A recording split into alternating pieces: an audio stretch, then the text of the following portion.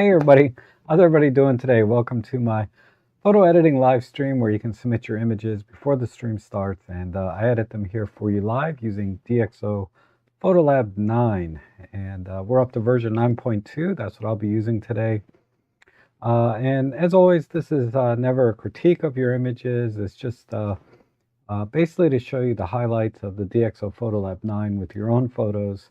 And see my workflow for editing photos and the tools that I use. And hopefully you can follow along and pick up a few things along the way. And, you know, I am an affiliate for DxO, so if you're interested in purchasing DxO and you're a new customer, you can use my affiliate links down below. I think they have a special right now where you can buy 2 products and get 20% off the total orders. So when you're looking at pairing up different DxO products, I would recommend Photolab 9 and Nik Collection, or if you already use a photo editor that you like, the PureRaw with Nik Collection or Film Pack. Those are great pairings, and you know, I try to be here every week for you, answering your questions about Photolab. You know, after you've purchased it, you'll always have the best support that I can give you right here, either editing your photos or just asking questions in the chat section. So, you know, every few photos that I edit, I'll stop and look at the chat section, see if you have any questions, and I'll try and answer them best I can. I'm most familiar with the DxO Photolab 9, but I do have Nik Collection and Film Pack installed, so you know, I'm a little familiar with those, not quite as familiar as DxO 9, but I can always do my best to support you there as well.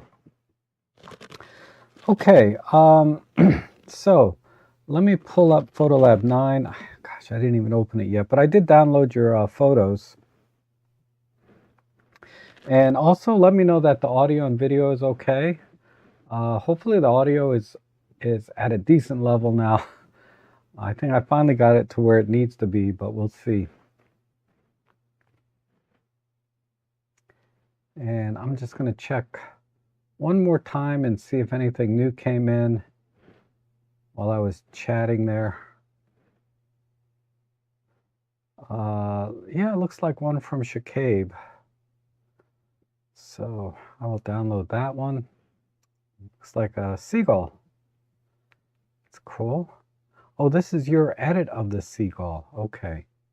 So we'll look at that a little bit later. And I'm sorry about yesterday. Somehow I put the stream for 9:15 p.m. and by the time I realized it,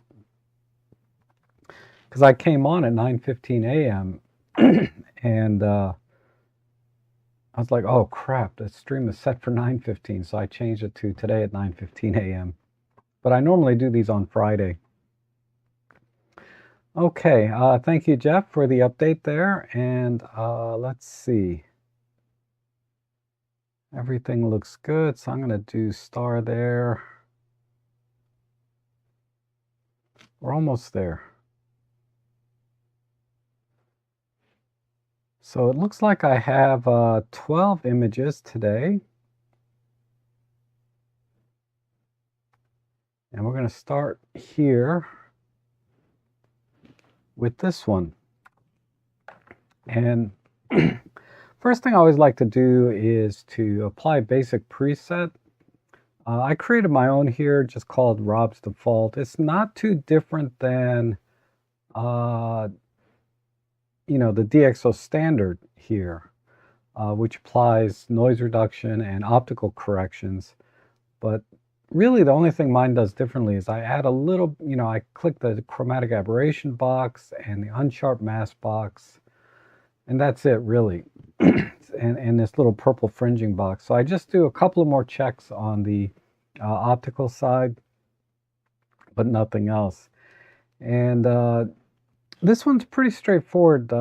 You know, when I look at it, I try to, first I start with, I think about the composition, the lighting, the white balance, and I try to make any geometry changes you know, first, like horizon, leveling a horizon or doing a crop.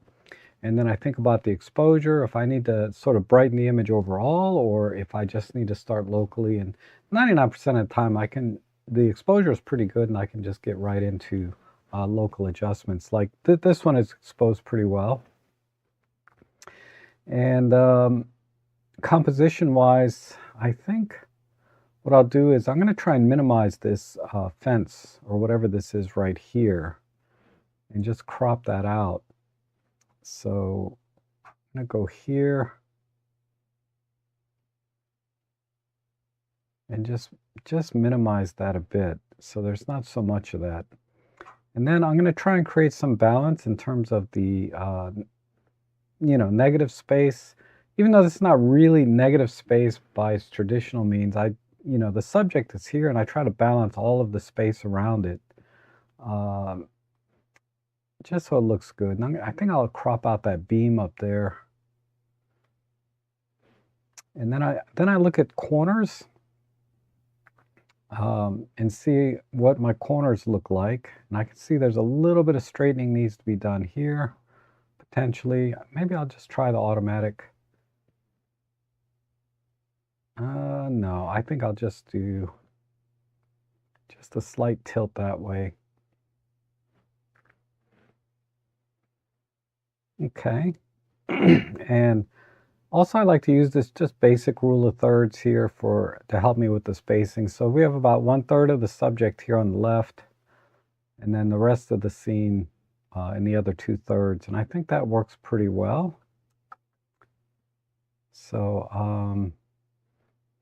and all my corners look okay. It's a little bit cut off here. Let me see if I can just get that. Oops.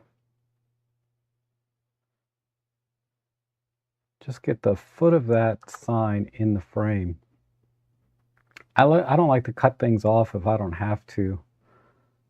Okay, I think everything looks good here. It's a little tight here on the top.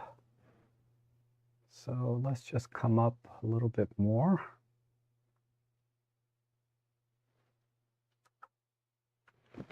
Okay, good. Now, generally on the subject, I like it to be brighter than the rest of the scene as well. And you can see we have lots of light coming in from the back. So it's a relatively backlit scene, but there's this really nice warm glow coming in from the left side. So I'm going to try and emphasize this lighting and minimize the lighting around the subject. So let's go right to the local adjustments. And white balance, I don't need to make any changes here. I like this warm glow here on the left. Okay, I don't know if the AI is going to pick out the subject. Let's see. Yeah, it's a little bit too individualized, so I'm going to use the rectangle tool and just do that. And it missed a little bit right here, so I'm going to add a submask and just add that in.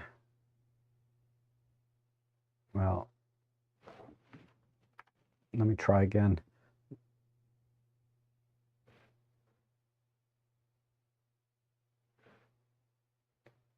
Oops, sorry, submask. We select this mask, submask. Let's try the pointer tool. Yeah, there we go. Good. So now any edits I do will, and I'll just fill it in a bit like that.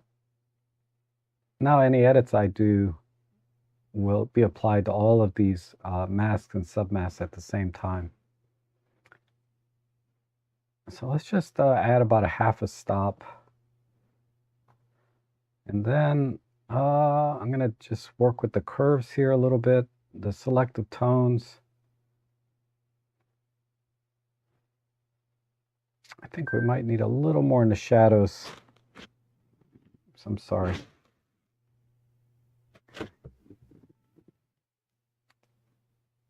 Okay, that looks good.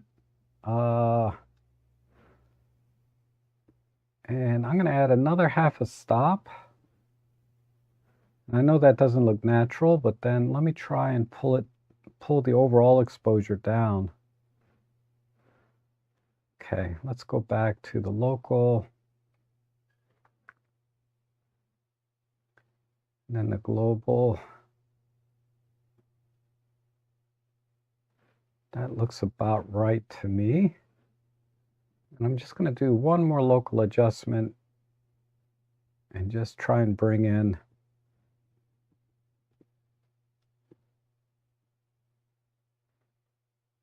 some of the shadow area, a little bit of detail in there. Some micro contrast wouldn't hurt.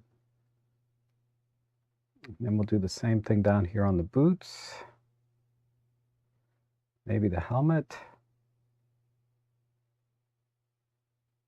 No, helmet doesn't really need much more.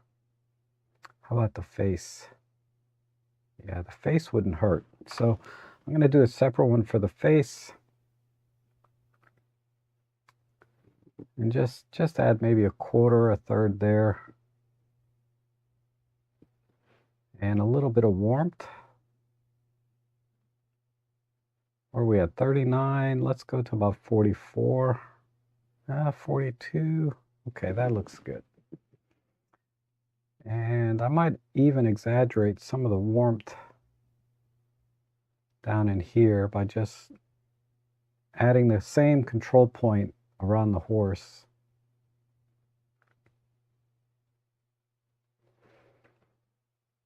Okay, that looks good. Let's add a little vignette.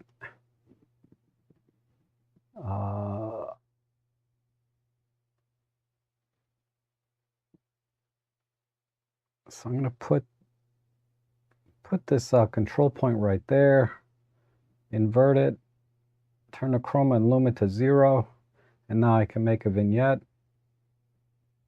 We'll just pull this in just a bit, and I'm going to go back to the global. I'm going to bring that back up a bit. Go back to the local, and I'm going to turn this down just a bit.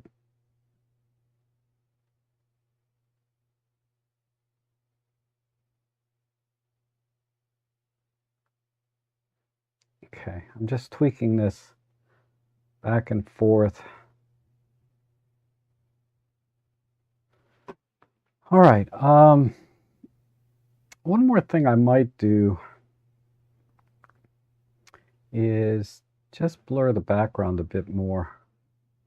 I'm going to give that a shot. If that doesn't work, then we'll just delete it. But I'm going to create a new mask, and I'm going to do just a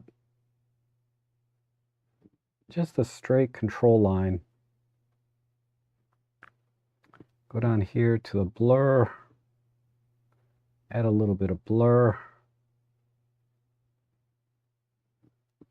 And I don't like to do more than 20%. I'm going to stay, let's just start with 20. And then what I need to do is just use this hole puncher tool here. Whoops, I'm sorry. I need to select the next subject. So I'm going to go back to the AI tool. We'll use the rectangle and just select the horse again. And then use this hole puncher. Oh, hold on. I need to make it a submask. So we'll add a submask. Select this again.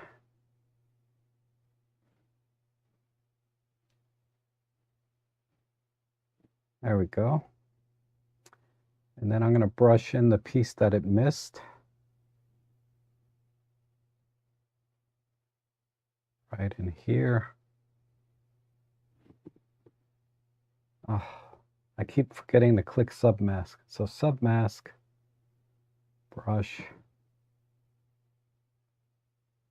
I'll brush right in here. A little bit more there.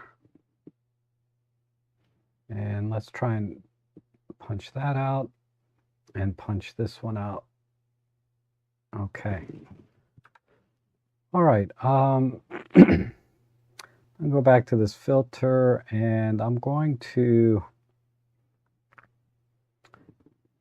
just back off the blurriness about there. I'm going to add one more submask, because these signs here are on the same focal plane. Oops, I need a rectangle tool. Give me.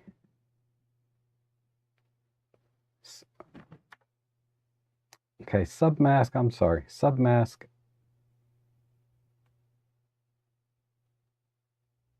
Okay, submask, there we go. AI, let's see if I can select this sign here and punch it out. All right, good. Oh, it missed a little bit. I missed this flag. So I'll just use this tool.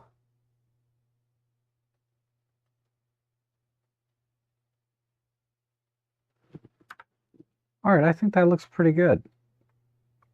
So let's export that.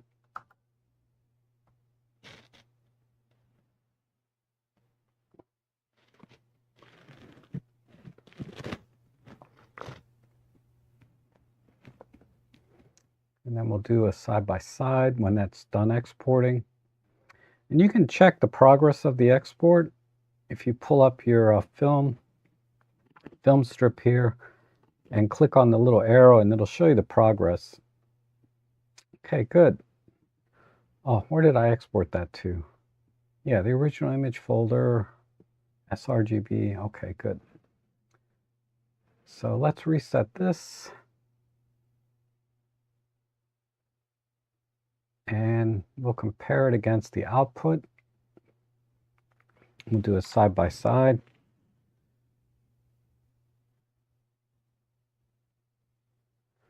So here's my edit on the left. Here's the original on the right. Didn't need much, just a little bit of a crop and just highlight the subject a little more. And that's it. And I think that came out pretty good. I think overall not bad. I think I could live without the blurring that I did here. But other than that, I think that's the edit I would end up with.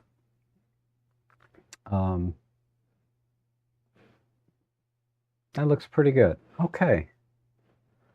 Let's do the next one. Thank you. Let's see, Claire, for sending that one in.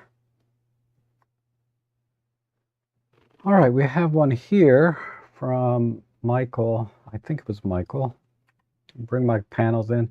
And I can expand and collapse these panels by pushing the F9 key on my keyboard. Okay, so let's do a quick preset.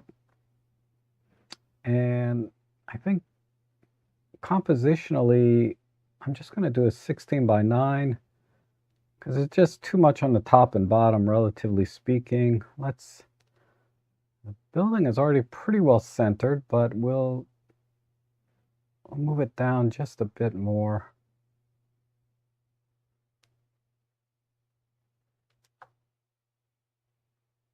And let's do a perspective correction just to straighten the building out a bit. There we go. You guys know me, I like straight lines when possible.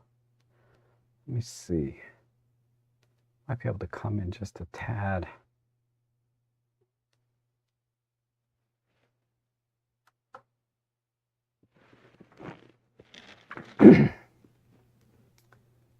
Okay, Mark. Mark brought up about the masking and how I do these punch outs. I will address that for you after I edit this image. Okay. That looks good. So let me just bring a little bit of detail in the sky. I always like tree trunks, so I'm going to try and bring these out. That's just a personal preference. Maybe temper the brightness over here. emphasize the subject a tiny bit. It's already pretty well lit. This is not the main subject, I don't think. He's just sort of an accent to the image. But I do want some prominence here. And then temper the lighting down here a bit so it's a little more even, but I don't want it flat. So let's just start with the easy part. We'll just do the sky first. So I'll put my eyedropper up here and just pull the highlights a tiny bit, give it some clear view and micro contrast. So the skies just look a little bit more crispy. And then I'm going to use maybe just a simple brush. So we'll create a new mask. And I'm just going to brush. And you'll notice the flow on my brush is 30%. So if I do one stroke, that's 30% masking. If I do it 3 times, that's roughly 100% masking, right? So let me, and opacity is just going to affect it overall. So there's a trunk there and a trunk there, maybe in here. I think that'll do. So let's just push the shadows a bit. Maybe a linear push with the exposure. Let's add a little warmth because we're putting light in there. And push the shadows a bit more. Let me just add a little bit more in here with the flow. Maybe another stroke there. Okay. Looks good. And then I'm going to just temper the highlights over here. So I'm just going to just do a brush and pull the highlights in a bit. Like that. Maybe give it a tiny bit of contrast. Okay, the foreground, I want to darken that a bit. So we'll create a new mask. And I'm just going to just pull the blacks in. Maybe give a little push on the shadows. Because I want it to be darker, but I still want to maintain the contrast. So that's why I like working with selective tones. Might need to temper the highlight a little bit on this gentleman here, but I'll come back to him. All right, now on the building itself, this train station, we have some windows and the doors. So I always love the front door to be in the image. And then I try to emphasize the windows as well whenever I have any kind of architecture. So let me just try just the auto selection brush on the door. Whoops, I'm sorry, I need to create it. Yeah, it's automatically created a new mask there. So we got that. So I'm just going to add some clear view, some micro contrast, and then let's just give a little linear push and a little bit of warmth. Whenever I add light, you know, or add some exposure, I like to always add a little bit of warmth. Because normally the areas that I'm brightening are in the shadow and the white balance is a little bit cool. So when you add a little bit of light or exposure, I like to add a little bit of warmth as well. And I think that looks pretty good. So let's work on the windows. I'm going to try the AI tool for that one, and we'll use the rectangle. Let's see how that works out. That looks good. I add a submask. See if we can get this window in. Yep. Very good. So with glass, I like to just use clear view and micro contrast. You know, glass and water, shiny objects, clear view and micro contrast really accentuate those. And then let's just add a little bit of brightness. And then just like before, a tiny bit of warmth. Okay, that's good. I might be able to add a little more exposure here. I'm just going to creep up on that, about a stop. Okay. I don't want to do too much because since I'm editing these relatively fast, I don't have the luxury of like coming back the next day and looking at it again. So I try to minimize the changes that I make, because it's hard to tell sometimes while you're editing if you're overdoing it. So I think I'll just stick within one stop there. And then I might bring out the texture here on the roof line. So let's try a new mask. I don't know if the AI can grab just the roof. Yep, did a good job. Let's add a submask and fill in with a brush the little bit of area that it ignored. Okay, and let's just try some micro contrast and a little bit of a push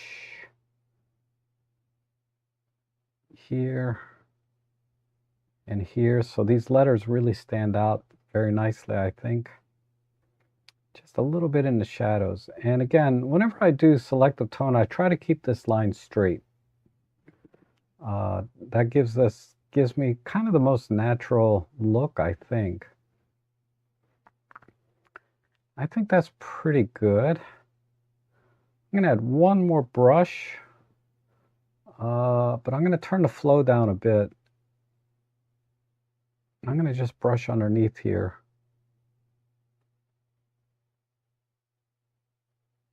So that's 16%. We'll do one more.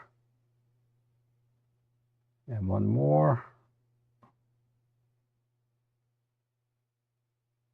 Okay, just a little more push on the shadow maybe. And then we'll add a little bit of warmth here. About 500 Kelvin. Okay, so let me just temper some of the highlights on the left side of this image. So I'm going to create a new mask. We'll just use a control point. We'll come in a little bit here and here. And just bring that down a bit. And then I'm going to bring the shadows up over here.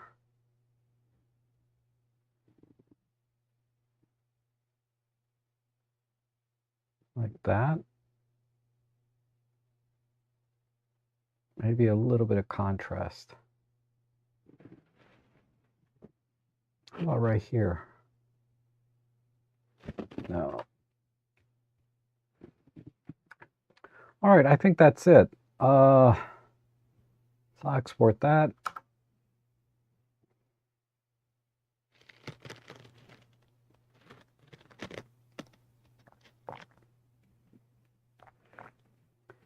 And it's already exported, so let's reset and do a side-by-side. Okay, so pretty straightforward edit. I think the 16:9 crop just balances the image a little bit better, because you notice, and I mentioned this with the previous image, you know, I like to balance the subject spacing all around it. So that's why I went to 16:9, because I wanted to minimize the space here, because we have a very tight space on the left and right. And that's just a personal preference. It's a very subjective choice.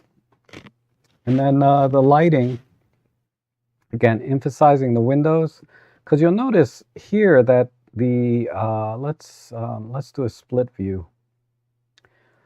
You'll notice here on the original, which is on the right, that we don't really see the separation of brown against the shingles or the siding. So I think brightening the windows up just sort of accentuated that separation or difference in colors.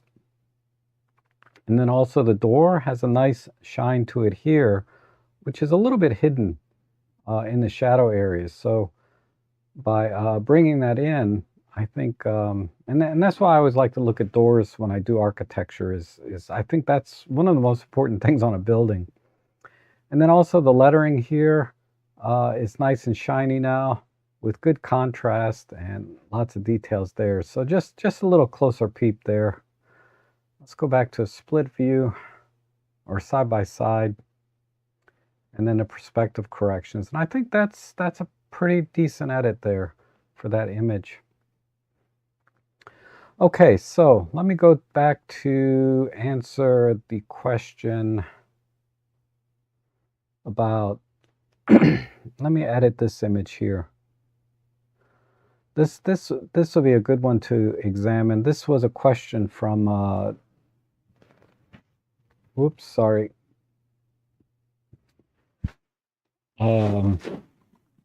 Mark says, my biggest struggle is with masking. It would be helpful if you would slow down on the unique steps you took to punch out means what, etc., and how to refine the mask. Okay.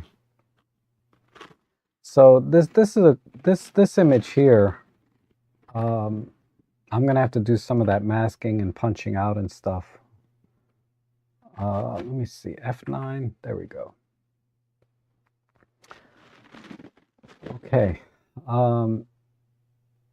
So I think the composition is fine. We have good spacing all the way around, maybe a square crop, but I'm going to do a basic preset first. And let me see, a square crop. Just center that bird. Because again, I like to even the spacing around the subject, especially if it's going to be right in the center. I think that works pretty well. Shutter speed is 12/50th, so wow, that bird is really flapping its wings fast because we have some nice motion blur in there.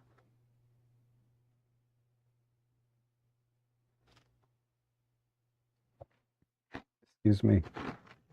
Okay. I think for here, I'm going to add some warmth because we have a nice strong light here coming in the left side. So that was the composition, geometry. Now I look at white balance and exposure. I'll start with white balance because that can affect how the exposure is perceived. So I'm just going to, actually, let me try the eyedropper. If I pick a cooler spot here, maybe.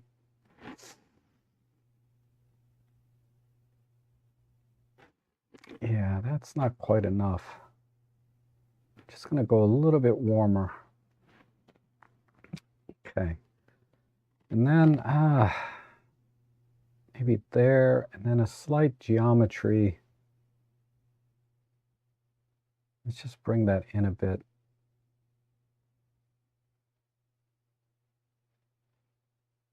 I think I'm still relatively centered.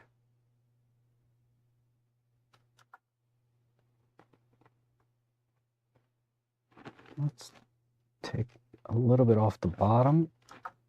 I just didn't like that extra white space down here. Okay, that feels pretty good. Let's work on the local adjustments. The AI mask could select this bird, but I'm afraid because it's a little bit blurry along the edges that I might get some haloing. So let's try it, but I'm always a little weary. Let's use the rectangle tool. I'm always a little weary when edges are blurry. All right, so I'm going to invert the mask here. So it's going to select the background.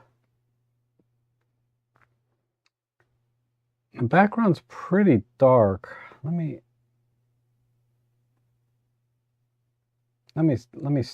stop for a second. Let me think about this. The background's pretty dark already. I actually might want to brighten the background a little bit with some color.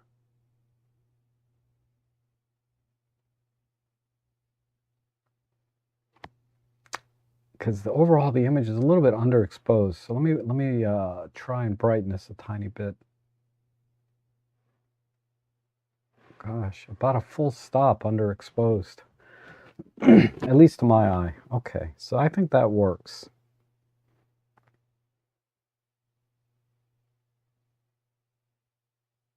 Okay.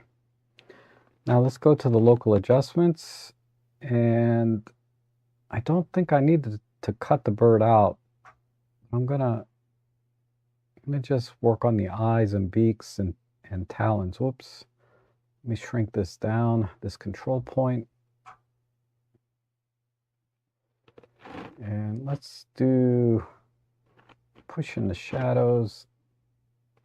Ooh, it's not much there. A little bit of midtones and highlights. Do the same on the beak. We'll add some clear view and micro contrast. I'm just going to expand this out. So even though I cannot get the pupil out, it's just too dark.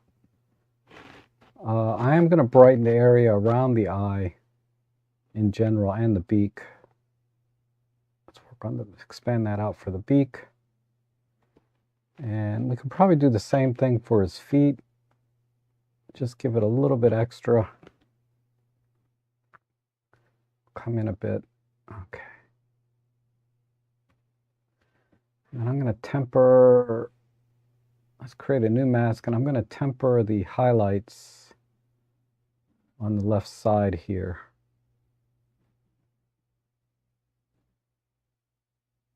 So let's bring that in.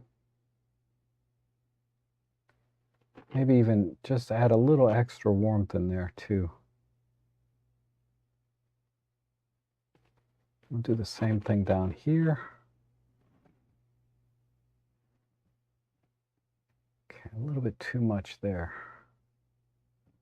We'll add some here and here. Maybe in there. Okay. We'll do the same thing on these guys down here.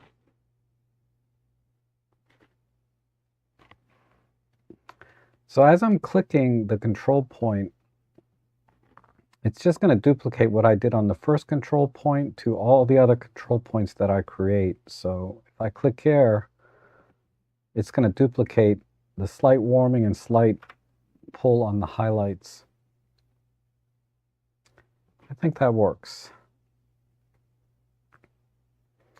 Okay, let me add a little vignette.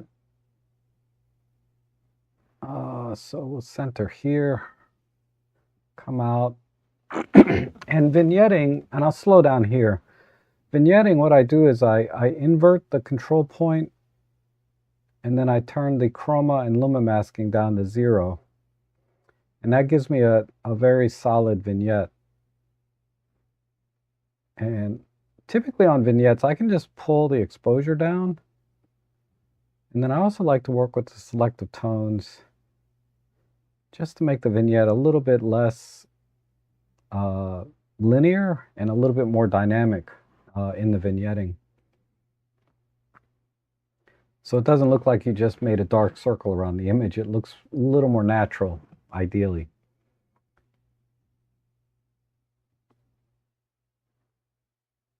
Okay, and then also I want to bring a little pop of color in the back too. So I'm going to add a new control point just for the background. And let's see if we can push the vibrancy and saturation a bit. Yeah. I'm just going to click around.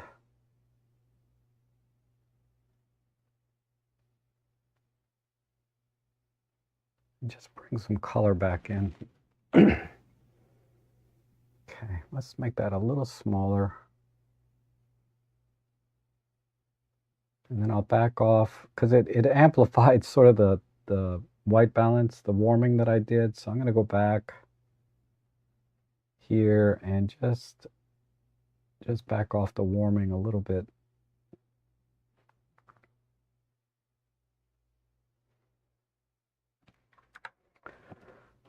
Okay.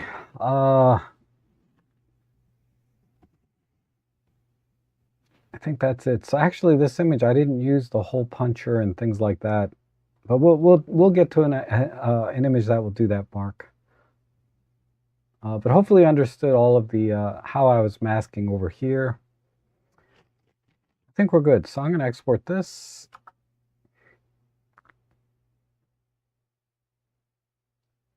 And then we'll do a side by side.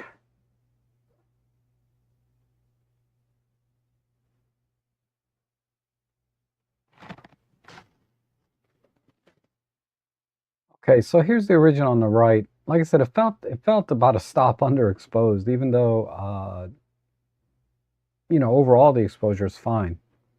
And then I just wanted to make it much warmer, and the color's a little bit strong. I probably should back off the overall color, but I do like the color on this side. And then the square crop I think worked a little better overall. So let me just let me go back to this real quick. I'm just going to globally pull back the color. I think about that, about -20 there. Okay, let's try that one more time.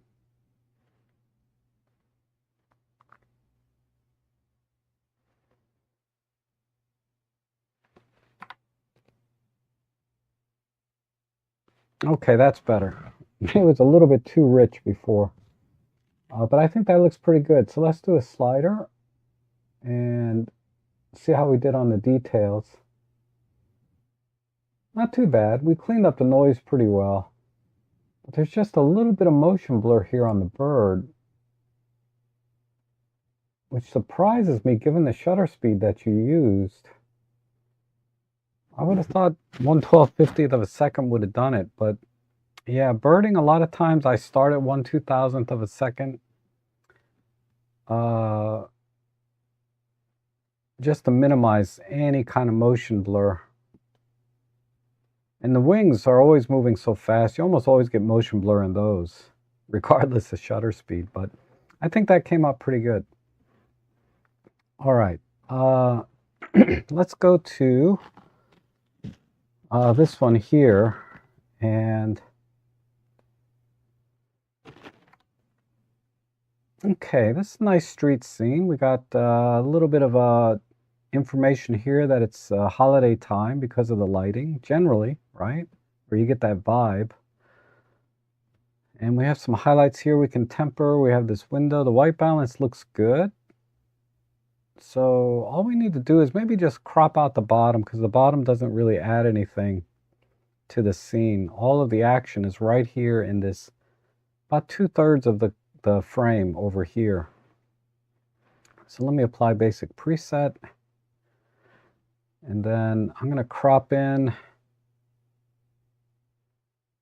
And again, I'm going to look at my corners and any kind of lines. Wow, all the lines are really straight. Good job on that. Let's come off on the left side a bit. I don't think we need too much of that building. And we do have a leading line right here, the sidewalk, kind of leading into the frame. So we'll maintain that down here. Okay, I think that's a good crop right there. Let me go ahead and temper some of the highlights. So I'll use a control point. We'll put one up in there and here. And control points are sensitive to color and luminance. So we have chroma and luma sliders here. If I wanted them to be less sensitive, I can just pull them back, and now it's going to brighten or darken everything that's in the mask. But it's very selective. So 50% is a good default. But now you can see, because I dropped the control point on a bright area, it's only going to mask the brighter areas. It's either by brightness or by color. So let's just temper the highlights there. Because now we can see this is what looks like a pizza. Oh man, you guys are going to make me hungry. Okay, and maybe give it a little bit of micro contrast and some vibrancy.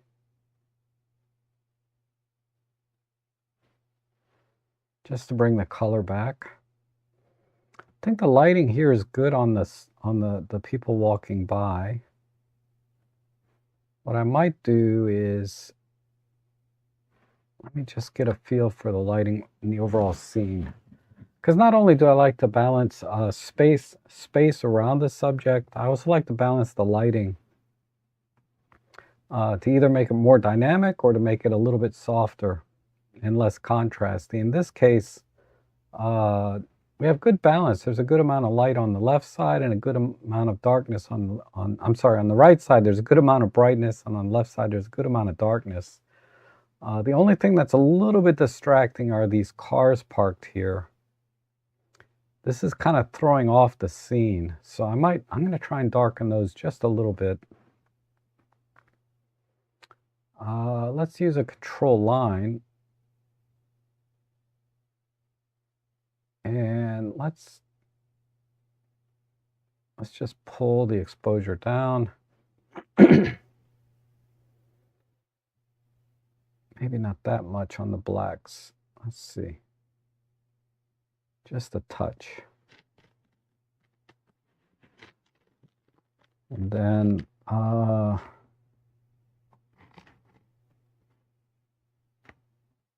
might be able to temper this one highlight here. Well, that's coming off of this street light, I think, that we can't see in the frame. So it's a little difficult. There's a couple of ways I can address that. I don't think a control point's going to do it because this looks like it's clipped. I'll try. Yeah, that is clipped. So another way, because Paul is asking Paul said the street light reflecting in the car windshield is distracting. It didn't bother me too much, but you know, I can just use the healing brush and just maybe clone that out like that. And that looks all right.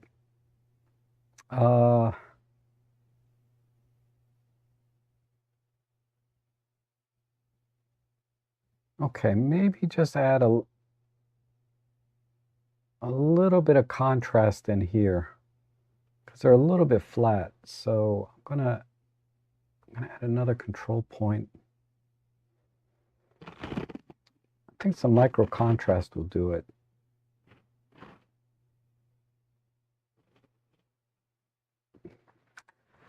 And the only other thing I might consider is maybe accentuate the color up here. Make a new control point. Just put those around there and let's click the vibrancy. Okay.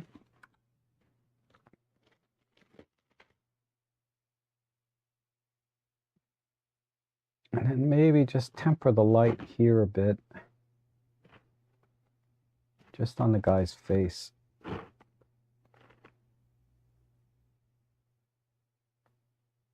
Okay, let's export that. Let's see how that looks.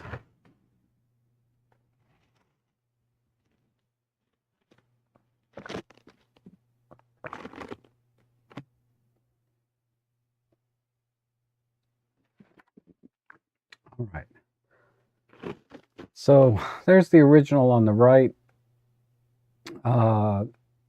So a slight crop, and just to balance the image for lighting and spacing. And then of course the highlights here for the sign. And I think that's it. So if we use the slider and just punch in to look at some of the details, I think it did a really good job cleaning up the noise and bringing the details out. Yeah. You can see a lot of noise in this image. I didn't even see what ISO this was at, but what were we at? We were at, oh, ISO 16,000. Okay. That's why. But yeah, I think that looks great. I think that looks really good. I mean, the only other thing that some people might want to try is just trying a black and white. If you don't like all these mixed colors up here, you can just go to black and white and then just give it a little more punch. Maybe some clear view and micro contrast like this.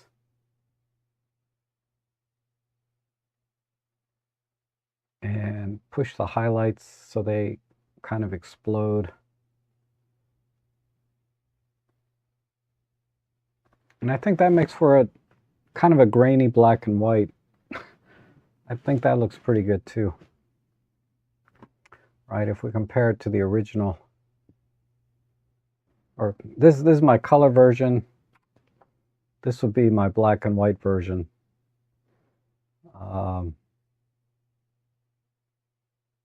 Yeah, okay, very good. This one here from Luca says critique. So I don't need to edit this one. It's already been edited.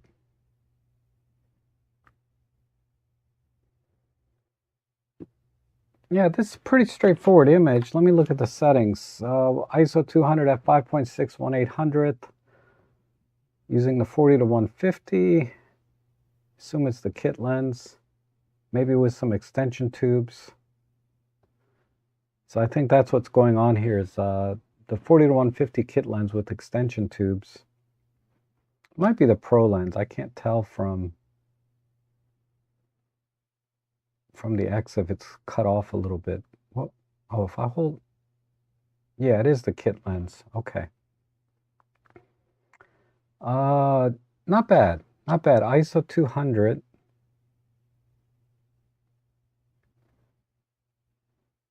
So we have really good focus on here. The only thing that's a little odd to me in this image is this background. It's almost like I'd almost expect to see brushes and leaves and everything. So this looks almost like it was staged.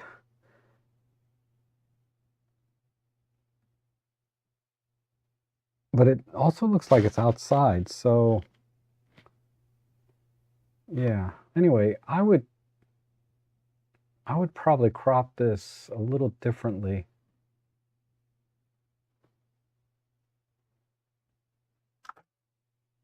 Something more like that. Because everything else is just out of focus or there's nothing back here. I would do that.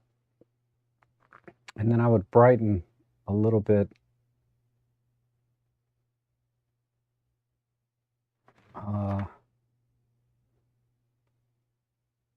Some of the highlights here.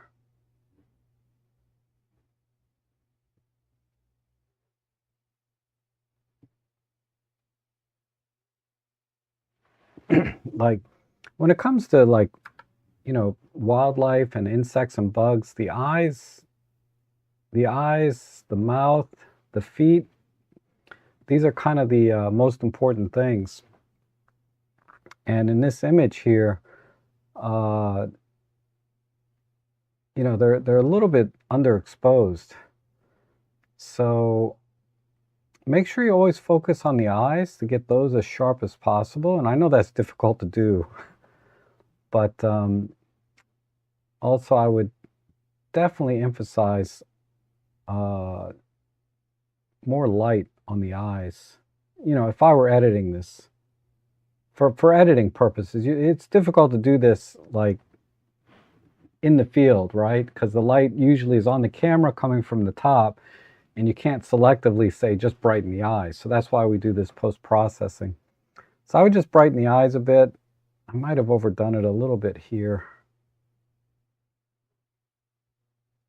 But yeah, I would try and emphasize some of the areas over here.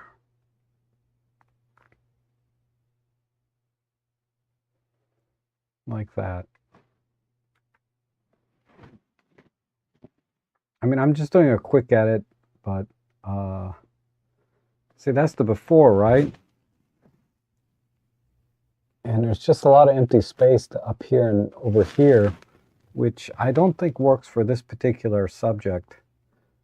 So just cropping in tight and then brightening the eyes. See the difference though?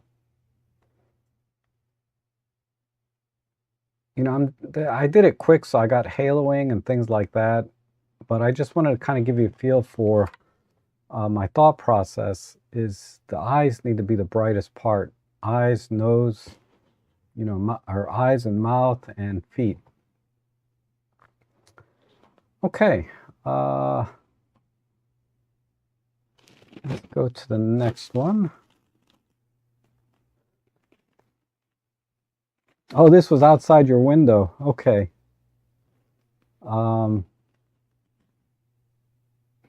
That's cool. That is so cool. All right.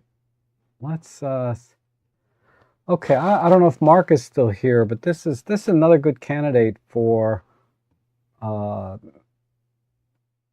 going through the masking in a little bit more detail. So let's go ahead and edit this. I'm going to apply a basic preset. And I think I'm going to crop out that top part. So we just need to come in here because we got room around the subject to do that. Let's just try to balance the tops and sides and bottom. I think that's a good crop there. And I'm going to try and make the water or puddle up here a little bit darker. So let's go, whoops. Let's go to the local adjustments. I'll just use a control line and draw that in there. And let's just hit it with some clear view and pull these things in. Whoops, like so. Maybe cool it off a tiny bit, like that, and give it some micro contrast. Right about there. Okay. And then the bird itself we want to bring out some of the details under the wings here. And maybe temper the, darken the background a tiny bit. So I'll do it with masking. Typically I would just use a control point like this and just kind of, well, let me just do it the way I would do it. Bring this in. We'll just push the shadows up, give it some micro contrast. There we go. Maybe a little bit more up here.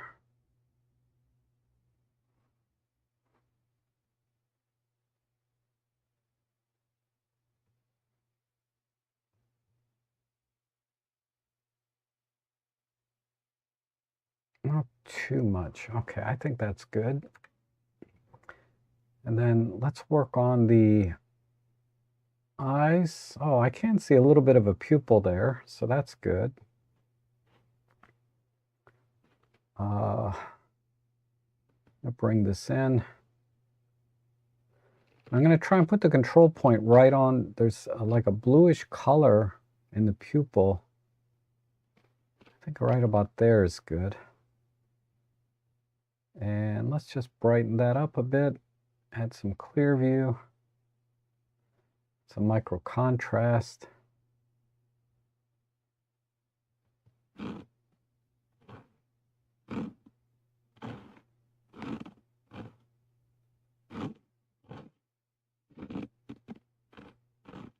Okay. And then we'll do the beak. I think the beak needs to be a little separate because it's not quite as dark. Maybe an auto masking brush. Let's try that.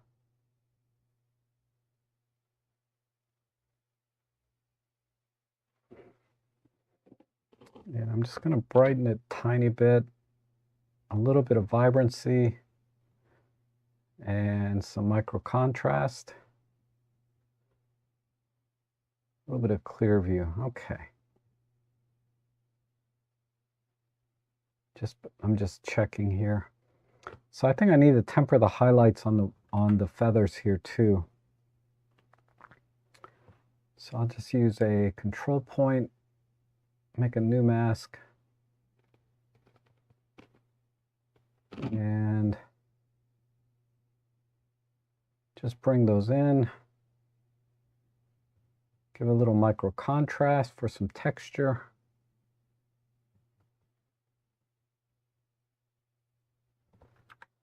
Okay. All right, let's do the grass. Make a new mask, control line, and I'm going to increase the chroma mask or the color so the masking doesn't affect the bird too much. That looks pretty good, because if I reduce the chroma, you can see it's kind of selecting all the colors. So I think right about, 55, maybe 60. Yeah, about 60 is good. And I'm just going to pull the exposure in just a bit.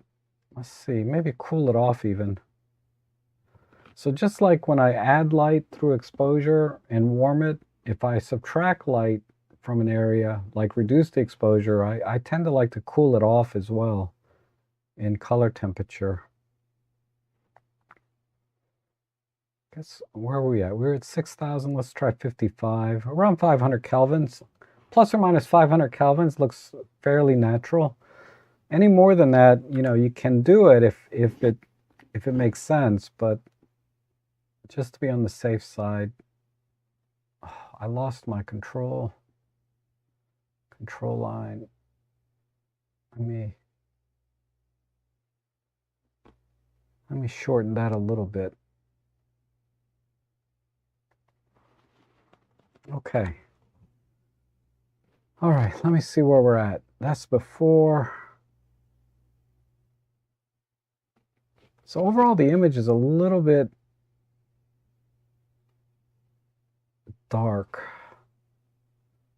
So I'm going to just push the exposure about a half a stop and then add some warmth. Let's try 65. Yeah.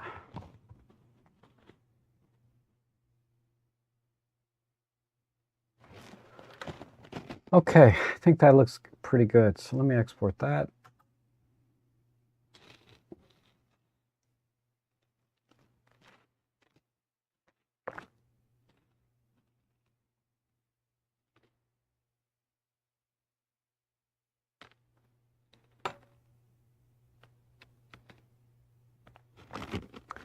Let's compare.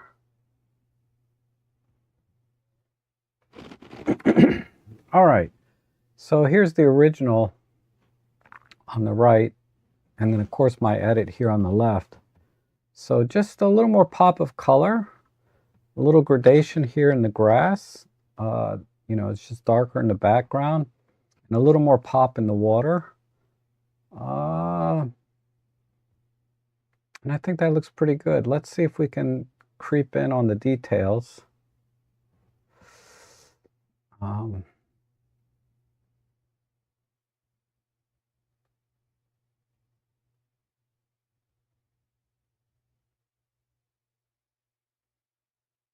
If I do it this way, the photos are a little out of alignment. I don't know if there's a way to make, yeah, I don't know how to move one to be in alignment with the other.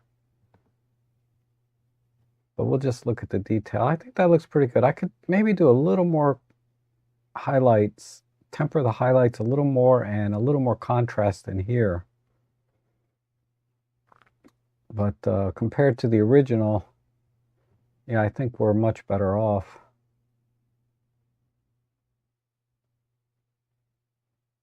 So I need a little more contrast in here.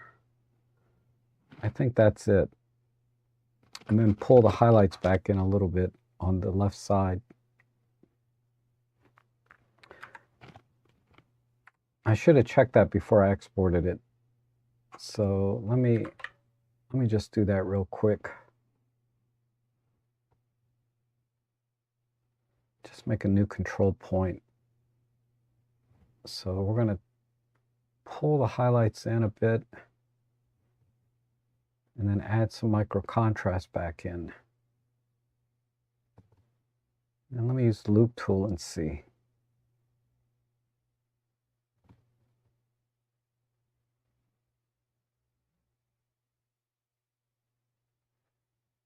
Let me back off the sensitivity.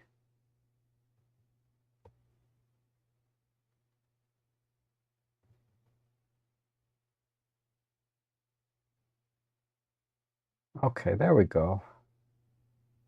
Now I can see a little bit of detail here, a little more detail in here.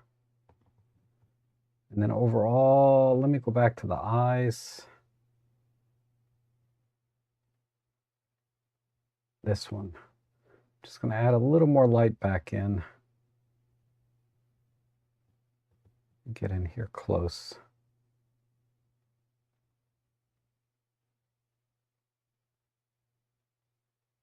Let me expand this out a bit. Okay, let's export that.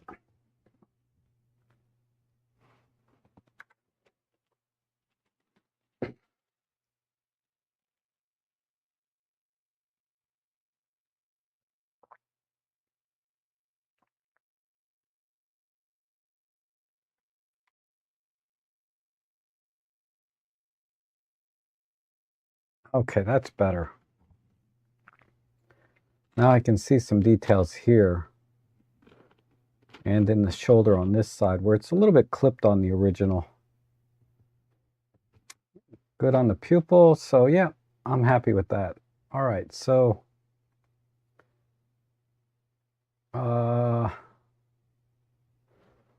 that's the before and after. I think that came out nice.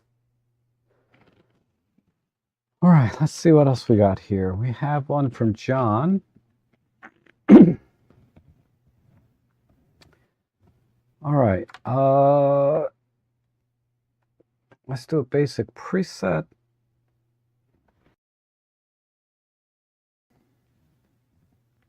We're going to straighten the horizon. I'm just going to eyeball it. That's pretty good. Right about there. And then compositionally, we have a nice tall structure here. So I think I'll do a vertical crop. So let me just see what that looks like.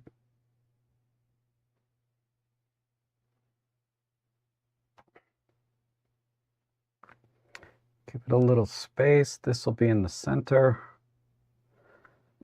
Because it's a nice 3/4 shot. So we have about that up there. I think that's good right there. A little bit off to the right.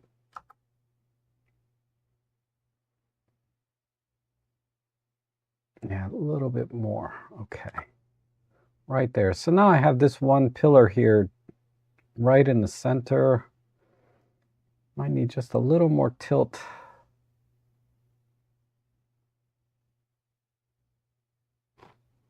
Yeah, I think that crop works well for this image. So it's a lot of haze in this image that I don't think adds to the ambiance. I think it takes away a little bit of the details that I want to see on this structure. So I'm going to work with, let me just globally see what happens. If I hit clear view, it's not bad. Add some micro contrast in. Now, there's a kind of a bluish haze all the way down in here. So I'm going to see if I can get rid of that. Let's try a control line. I'm going to put the dropper right there, because this is where I'm seeing a lot of the blue haze. Let's tighten up the chroma and the luma just a bit.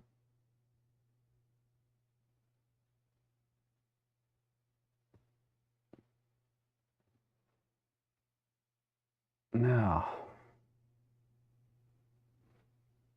what's a good way to get rid of that? Should I just pull the blues in a bit? No, that looks... Yeah, control line's not the right answer. Let me try a brush. Because I'm taking away color from the water, which I don't want. Let me just try selective brush.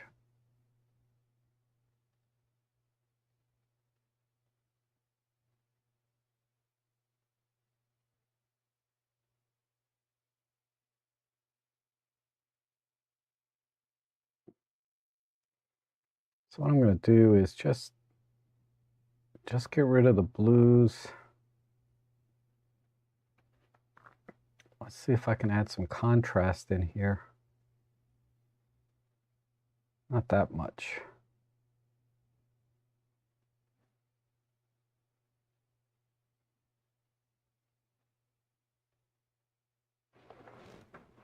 Okay, let me see. Yeah, that's better. But I'm going to have to add some color. So, see right here where you can kind of see a little bit of haze where the name of the ship is, the Sapin. And then if I deselected that brush, yeah, I think that looks good. All right, I just need to bring some of the reds back in. So let me try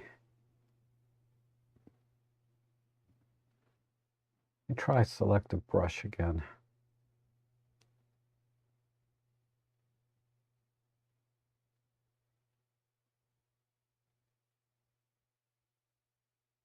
I'll do all the reds, why not?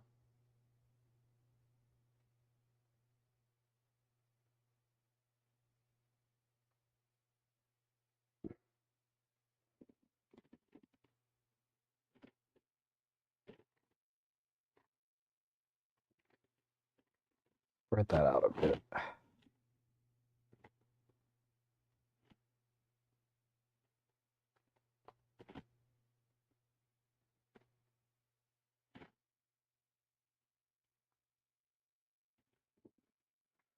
Okay, let's do the same thing with the yellows. I'm just going to globally do this because just select this area with the dropper.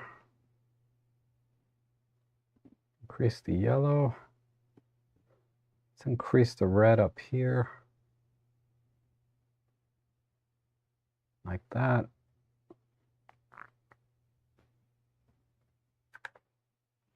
And then globally, a little more micro contrast. A little bit of a pull here and here. A little bit of push. And let's go back and select the sky.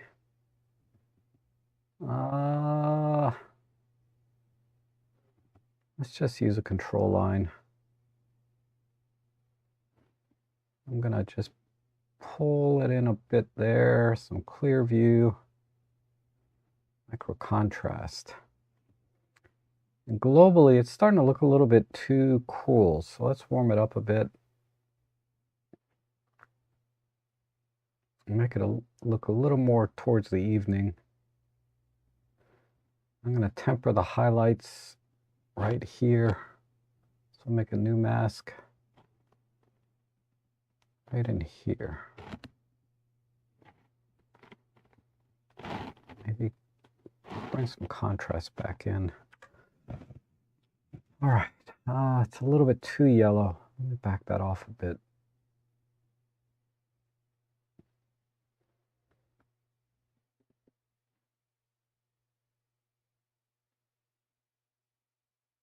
Okay, I think that's it. And the water looks pretty good. I don't think I need to do anything there. I guess I can make it a little darker.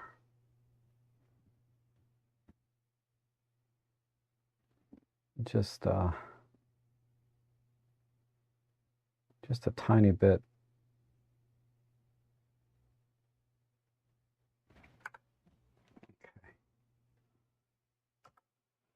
We'll call it there.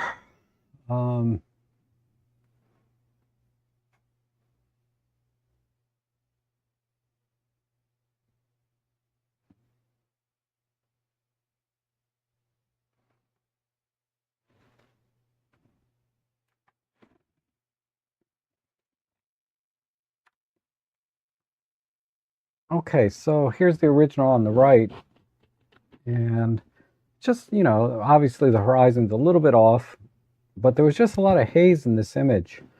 So like I said, I don't think the haze really helped this image in this case, because I like haze sometimes, but not here. I really wanted to bring out the details of the ship.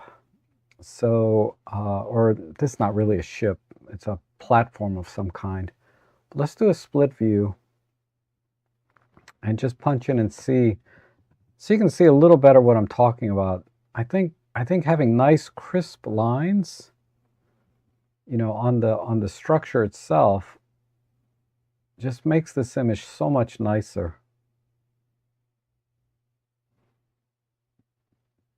rather than having this haze. So that's why I did that. And then also there was a lot of blue haze down here in the bottom. And that was a little bit tricky, but I think I got it. I got it to exactly what I wanted. And then just making the colors pop a little bit. And the vertical crop, again, I think works better in this case. Just sort of emphasizing this one platform here. Versus this is, I don't know, the wider angle doesn't work for me. I think this taller crop works. Okay, let's see what else we got. Got one here from Peter. So, oh, there's a little bit of motion blur here. These guys, yeah, if you're shooting people, you need to be at least 1/250th of a second. Unless this was intentional, but I don't think it was. It's a little bit of motion blur on that guy. So I'm going to crop out this top part here, this back end. The bird, I'm not sure. We might leave that there. And we need to straighten it. So let's apply a basic preset. Let's go right to the cropping tool. And we're going to straighten these lines out first of all. I don't know if just a simple perspective correction will do it. Yeah, I'll just do the auto correction there. And then I can kind of crop in. Question is, do I keep them front and center? Do I back them off like this? Yeah, get rid of that bird. Have them walking into the frame somewhat. I think that works. Okay, so I like this reflection in the background. I need a little tighter crop because the spacing, maybe right about there, so we get more of this building in the frame, this background, this reflection, I mean. I definitely want to bring that out.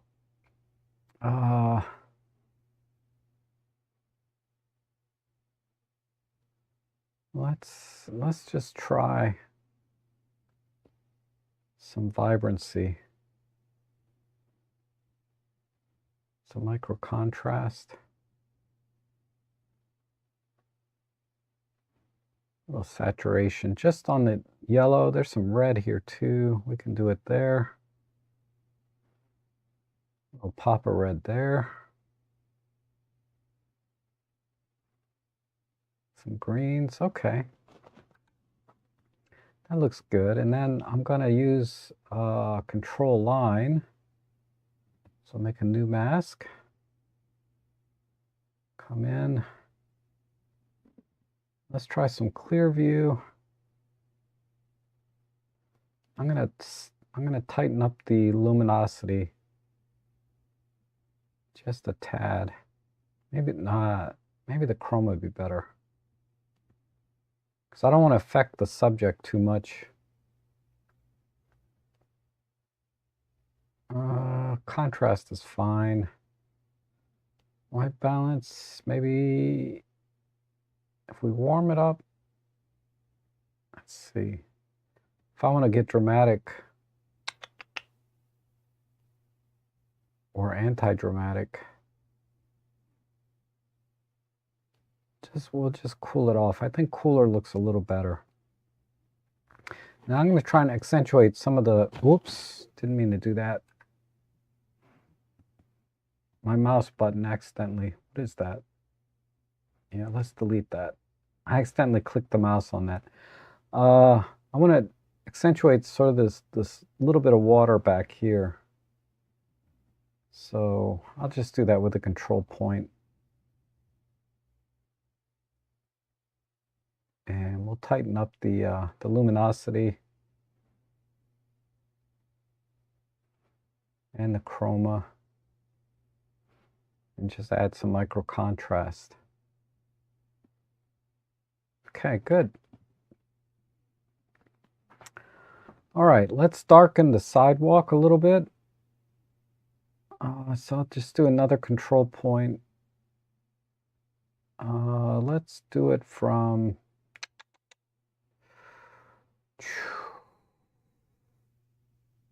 let's do it this way. Let's actually brighten the foreground a bit. Like this. Add some, not clear view. Let's try regular contrast. Tiny bit there.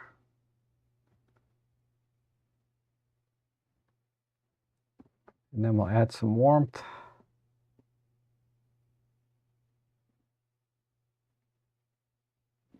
Like so.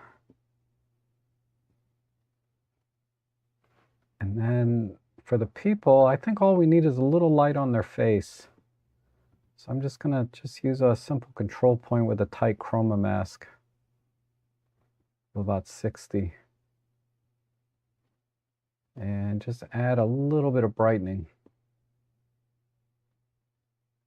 Well, not that much, about a half a stop, yeah. Maybe a little bit of warmth.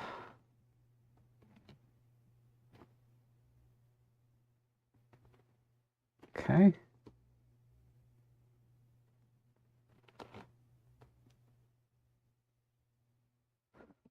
And I'm gonna, this window in the background,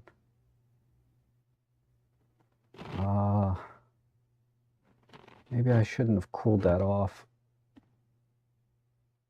Yeah, we'll leave it at the default white balance 65. What if I want a little bit warmer?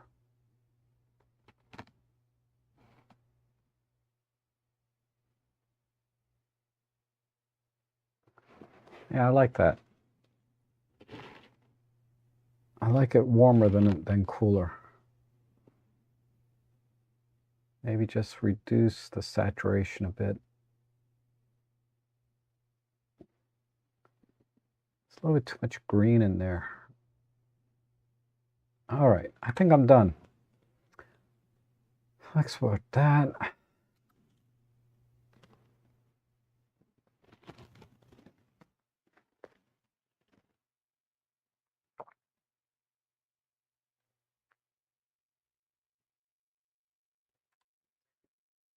All right, so original on the right, my edit here on the left. So, wow, probably about a 30 or 40% crop.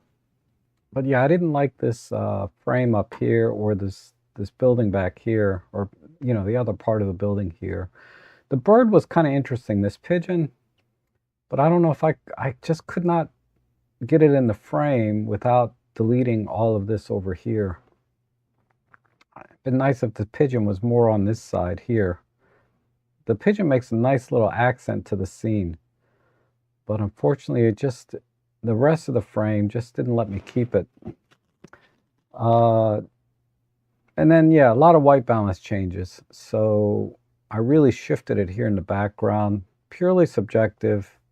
You know, maybe you like this better, this cooler background, but since I warmed up the buildings and everything, I wanted the buildings to really stand out, and I wanted the light to come in and make it look like light's coming into the scene, whereas over here, they're completely in the shade.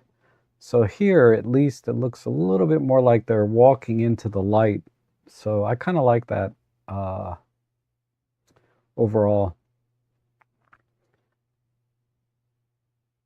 So there's the before, and then here's the after. Still a little bit too much green in here, but that's okay. If I were to go back and edit this, I would pull the greens back a little bit on these columns. But other than that, I think it looks pretty good. All right, let's see. We have one here. I think this is from Jeff. So we'll do a basic preset. This is already pretty well done. We just need to eliminate the noise. And I'm just going to go in Loop Tool and see if we can polish the fine details a bit. So the wings look good. Oh, the eyes are just a tiny bit off.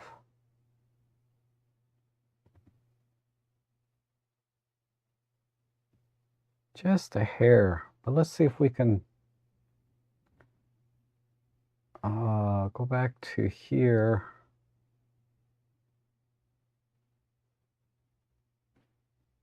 Let's do, what is this? This is the 300 f4. How come I'm not seeing? Let me check something. Let me download. Oh, there's the optics module. Let's get the optics module loaded. Whenever you see a green arrow here, you got to really have to download the optics module, because that'll make a big difference in the sharpness of the image. All right, let's check it again. Okay, that's a little better. Definitely. So I'm gonna focus on the eyes here and see if I can just squeeze a little bit more out using these sliders.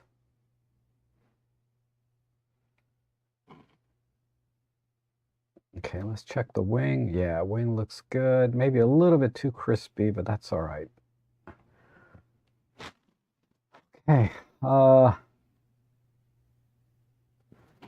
Okay, good. So there's a lot of yellow here in this dragonfly, or whatever this is. I think it's a dragonfly. Just the wing configuration is a little bit different. But I'm going to darken the background, emphasize some of the yellows on the dragonfly. So let's just try warming it up a little bit.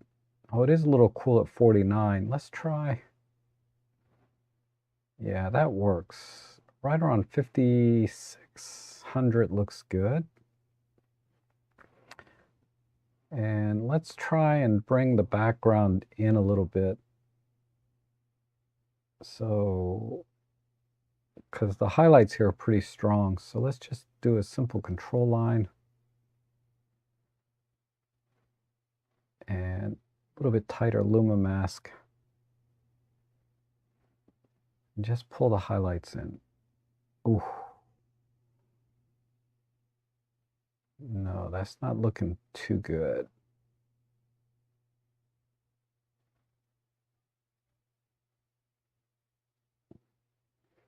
Do another control line.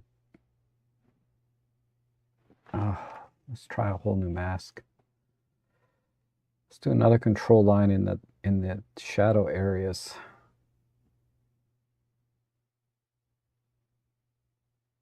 And one over here for the highlights. Or I'm sorry, the midtones.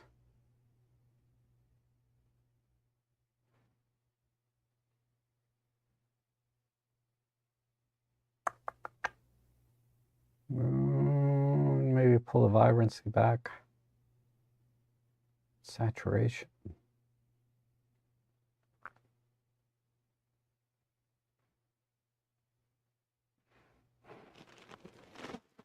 All right. Let's see if we can do an AI thing. I'll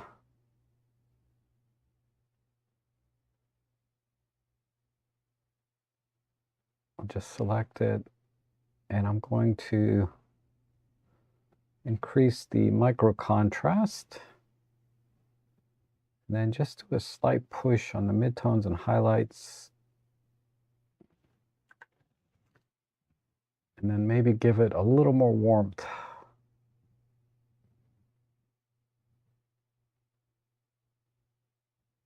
So I added, gosh, I added about, what, 1500. So let me go back to the global. And let's just pull off a little bit globally.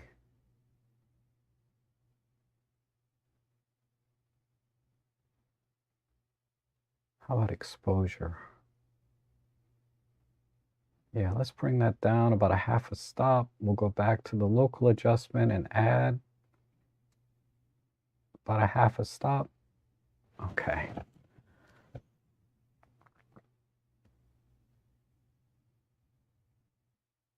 I think that's it. I think these highlights here are clipped. I'm just going to just check it real quick. Let me add another. Let me see if there's any hope of bringing those. Oh yeah, there's good detail in there. So let me spread this out a bit and bring in some of the highlights. How about up here? Not so much here. Those are definitely clipped, but this actually we did recover some nice highlights. Okay, I think we're done, other than I want to get rid of some of the green. Maybe just push it magenta a tiny bit.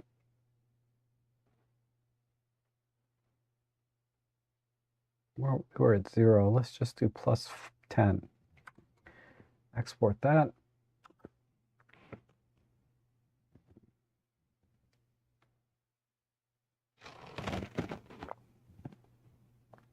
Oh, it's a damselfly. Okay, Jeff, that makes sense. Because the wings look a little bit different configuration than a dragonfly, so damselfly makes sense. Those are tiny, those guys. So let's reset it. All right, so no cropping. Everything is perfectly composed. I think we got good balance, top, bottom, left, right. And all I want to do is just make the damselfly a little bit warmer and emphasize sort of the yellow tones against the green backdrop. So what we can do is we can do a split view here and just see how much detail I was able to pull back in. And yeah, I think that looks great. I mean, look at the, I mean, I'm at, let's go to 200%. This is a little bit too close, but that's okay. I think we got really good detail out of this if we just do a, you know, a split view. And then just the overall editing, you can see I just darkened the background and cooled it off, and then warmed up the damselfly and tempered some of the highlights. So fairly straightforward edit. Okay, let's see. That was with the 300 f4 with the teleconverter. That's how I shoot a lot. I shoot a lot with that combination. Great shot. All right, let's see. We got one here from Sir. Looks like a groundhog or a chipmunk with a Dutch angle. So let's do, it's just really underexposed. I don't know if, oh, Wow, yeah, that groundhog or whatever it is underexposed by about 2 stops. I mean, I get the camera. Well, you shot a manual here, so you were very deliberate, I guess, about exposure here. So we need to bring in the groundhog. So I'm just going to call it a groundhog because I don't know exactly what it is. But let's try and keep. I'm going to keep the Dutch angle because that seems very deliberate. And maybe just AI the groundhog and bring in 2 stops and some micro contrast. Maybe a little bit of warmth. Where are we at? 52. Let's go to about 6. 58. That looks good. 57. Okay. And I doubt I'll be able to recover anything in the eyes because the eyes are going to be 4 or 5 stops darker than the chipmunk itself or this groundhog. But we can bring up a little bit of the brightness around the eye.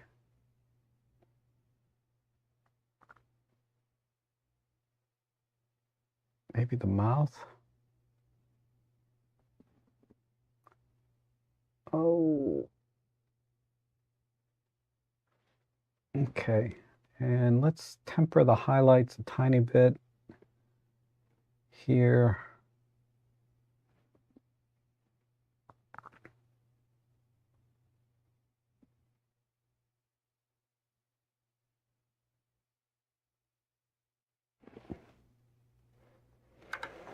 Okay.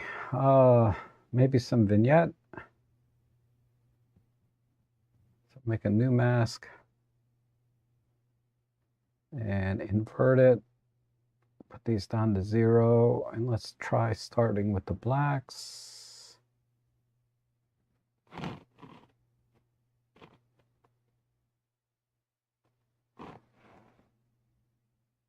Okay.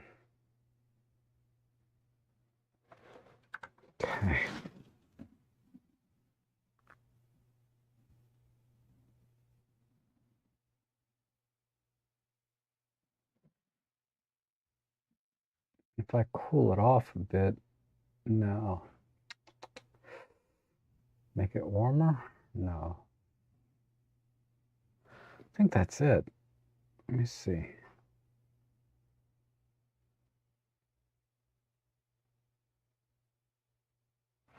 Maybe just blur the background a little bit more. Just use a simple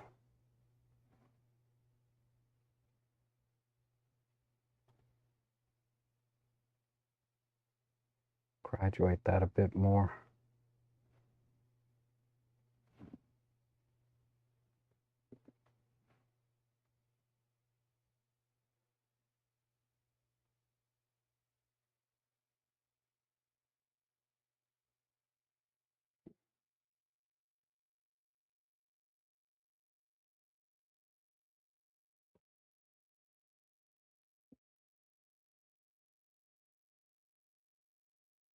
I don't want to, yeah, I guess that's all right. Okay, let's export that.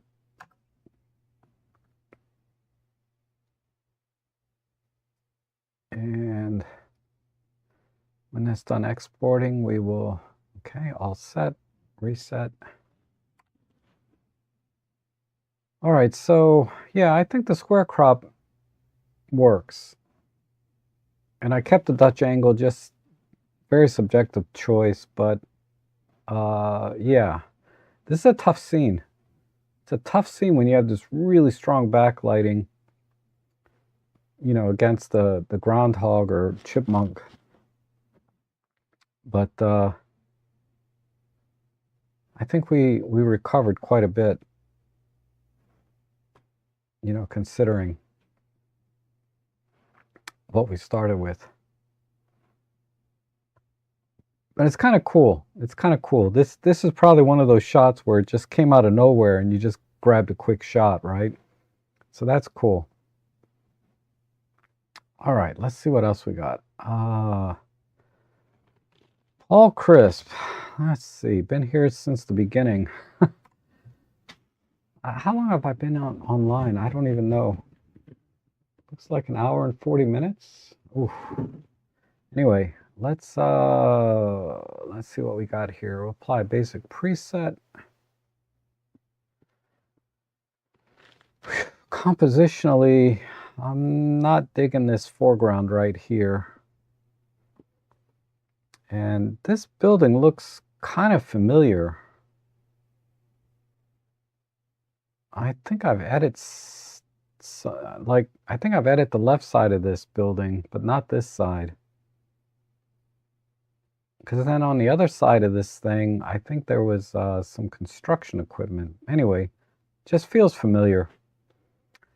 But I think I'll get rid of these picnic tables over here. I think that's what they are.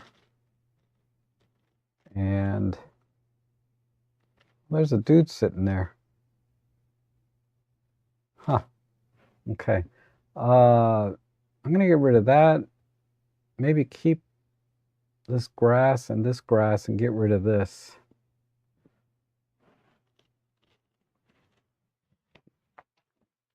And let's just crop in. Let's try 16 by 9.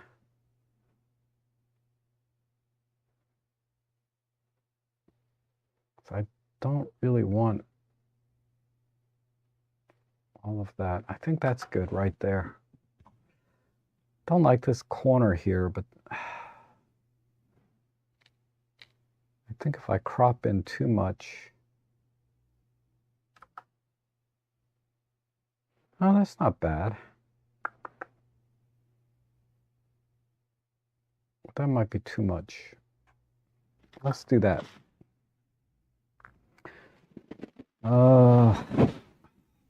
Being really picky here.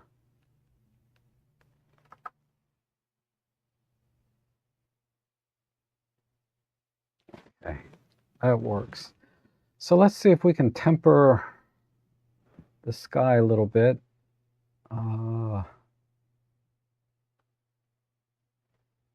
If there's anything to be had there. Oh yeah, there's some good detail in there. So we'll bring the skies in a bit.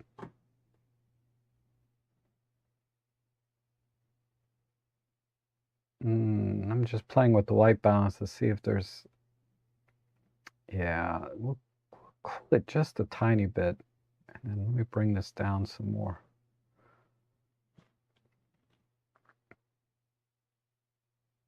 Okay, good. And then I'm going to make a new mask for this building. I wonder if I can AI this thing. Let me see. Nah.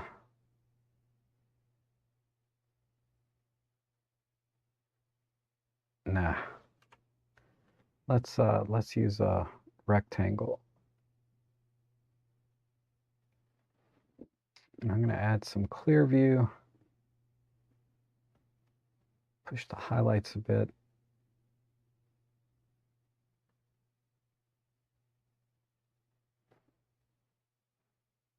Let me try a little micro contrast.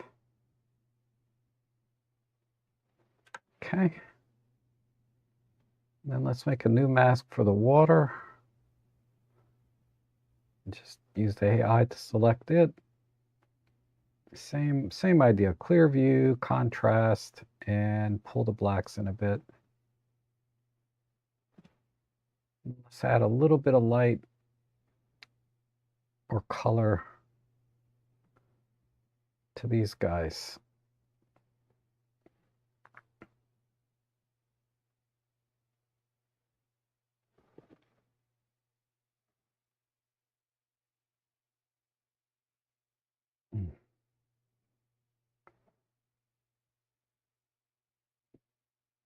Nope. Okay. Uh, hello, Wayne. How are you? Good to see you. Uh, let's see. Maybe a couple of spots up here too.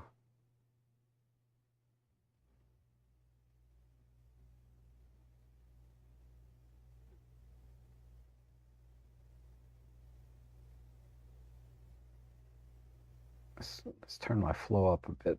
There we go. A little bit of warmth. Not too much.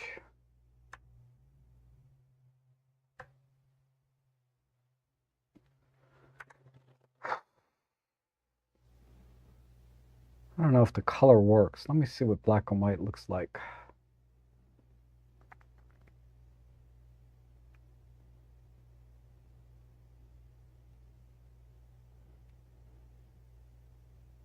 Yeah, I'm gonna go black and white, I think. And we'll just make it a little bit more extreme.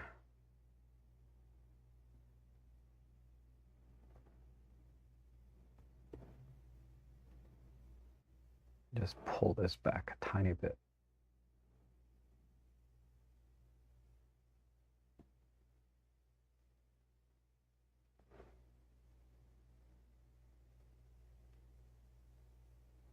Okay.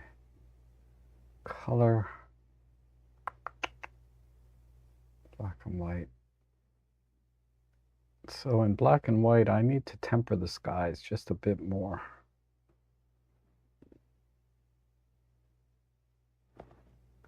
Make it more dramatic.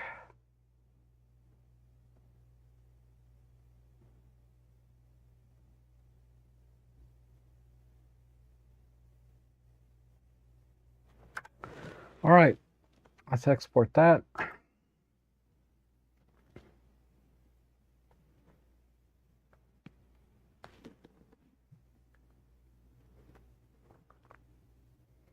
Do a quick comparison.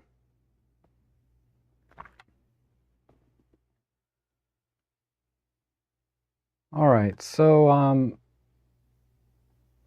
yeah, this one corner I'm not crazy about that I got here, but I definitely didn't like all of this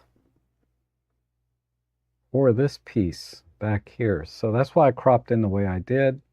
And then the 16:9 to get rid of all this empty space up here. And I think the black and white works.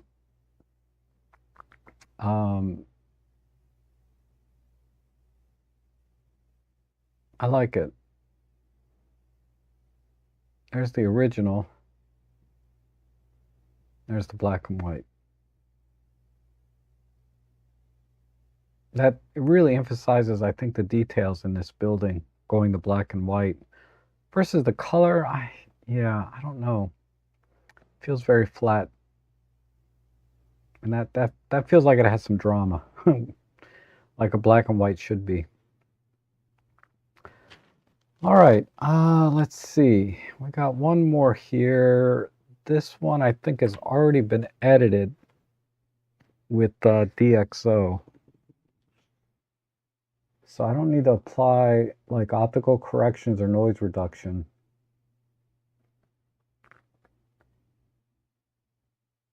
So maybe just a slight crop.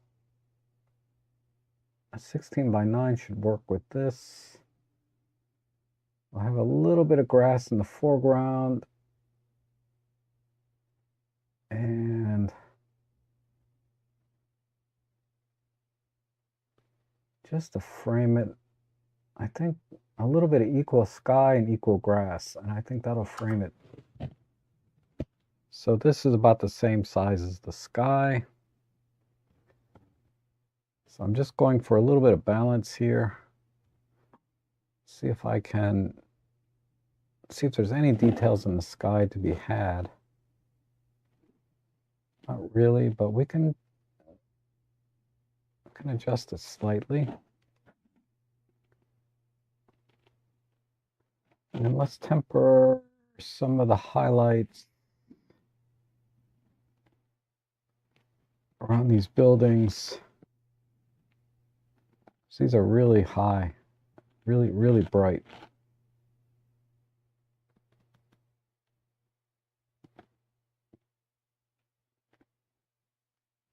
Okay, and then let's darken the water. So I'm going to just select the water with the AI. And just some clear view. We got some nice reflection there now.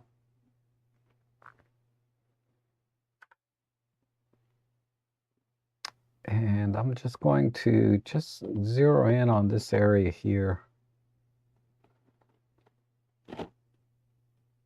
Let me see if I can, no, not that. Micro, just make it, give it a little bit more pop right in there with the reflections. How about some saturation? Yeah, that looks good. How about here?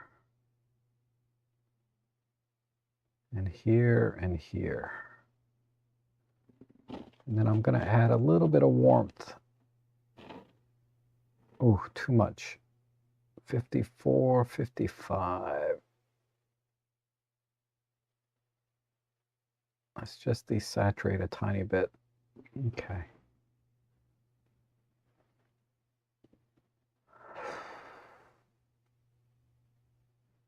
Let's see. Yep, I think that's all I need to do here. So export to disk.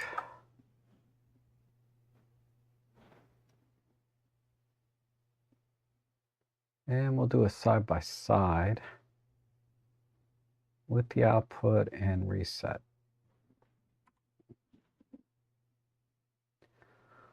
All right, so yeah, I think a 16:9 crop works for me, at least on this image. Just had to darken the water, emphasize the reflections here, and then I tried to balance it. I mean, it's pretty well balanced before, but it was a little bit too much negative space for me. So I just cropped the top and the bottom off, but tried to maintain, you know, the balance. And then just added a little bit of warm glow to the center, right? So that's the original. And then there's my edit. A little bit warmer feel to it, I think. It's a little bit rich in color. But on my screen, it looks okay. But when I look at the live stream window, it looks really, really too rich. I'll have to watch this back on YouTube and see how the colors look on YouTube. But on my monitor here, it looks pretty good. Okay, I think that was the last one. So there was a comparison image, I think. I think it was Shakab sent his image in. I think this is Shakab's edit. Yeah. So set that as a reference.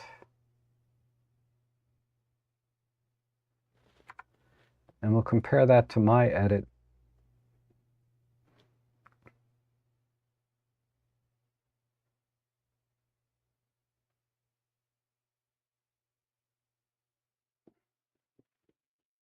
Okay. I always like your framing, this white frame that you put in, Shakab. But I like the color on mine better. But yeah, nice edit. Good job on the details. You did brighten the background just like I did because it was very dark in the original. So there is some similarities here, and you also cropped out that one line.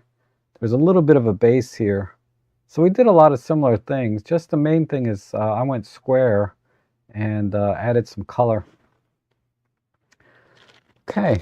I don't see... Just looking real quick. Don't see anything else here. So if Mark is still here, I think it was Mark. Yeah, Mark Leonard. If you're still here, I can go back and show you the masking real quick. I'll just do it anyway. Maybe you're watching this after the stream is over. But let me go back to that original image with the girl on the horse.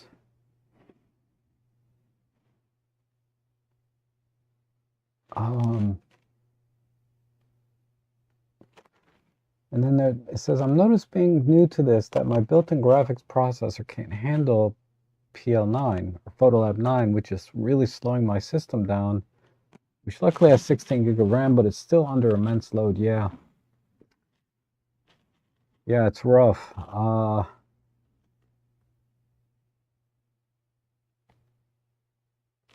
just checking the rest of the chat here, but I wanted to get to Mark's original question.